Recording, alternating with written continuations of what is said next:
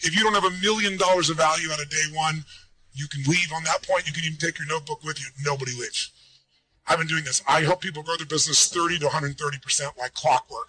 And I'm talking about businesses like a company called HomeX, the largest home builder in Mexico.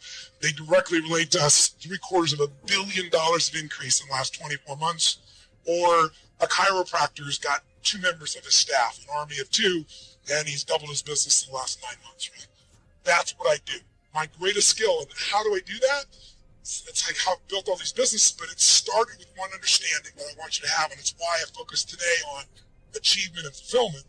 Because if you look at any business and you want to know what the chokehold is in the business's growth, it's always the owner. It's always the leader. Because the chokehold is in the form of your psychology and your skills. And I would say to you, jot it down, 80% of success in business is psychology and 20% is mechanics. Now, don't get me wrong, I'm a big believer in strategies because I know one strategy can save you a decade of pain. One strategy can make you $1 million. But if you have the strategy, how many have had lots of strategies in the past and then not followed through? If you've done this before, say I. That's why your psychology is the most important part. So I'll give you the details at the end, but I want to plant the seed with you. If you want to grow your business, you've got it. There is no business that's going to grow dynamically and consistently and give you huge levels of financial and emotional and spiritual rewards without you growing.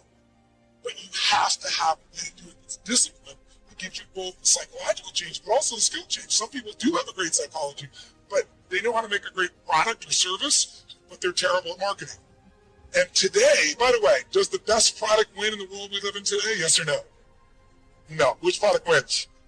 The best marketed product wins. Now, long term, the best product and the best marketing wins. That would be in the past Apple. I say the past because they're slipping a bit, because they've stopped innovating at the same level they used to. But the bottom line is if you have incredible product or service and you have incredible marketing, you're going to win. But we live in a world with shitty products. Who's ever seen someone's a product far inferior to your own product or service, and they're making more business than you are? Let me see your hands here. Say I. Today, is it easier to market or harder? Which one? Which one? It's easier and it's cheaper, but it's less effective. The reason is, 15 years ago, I don't know what the numbers are in Australia, but I know what they are in the UK, I know what they are in Germany, France, and the US. It's identical numbers.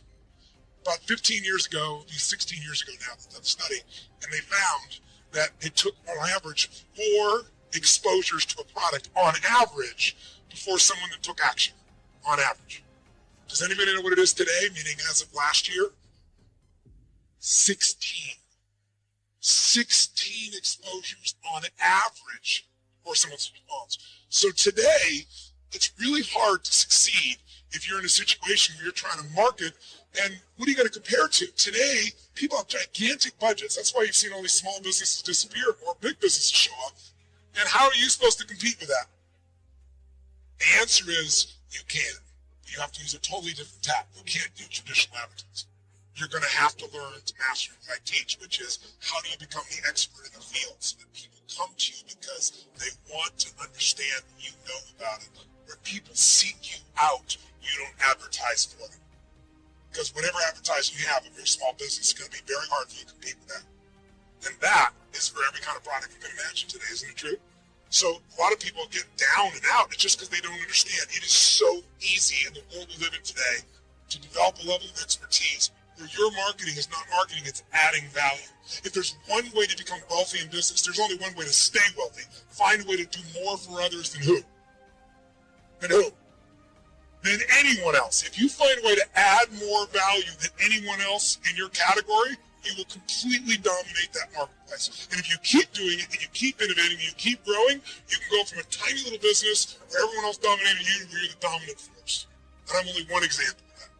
And I can show anyone how to do that process, but you're going to have to commit yourself to the study of it.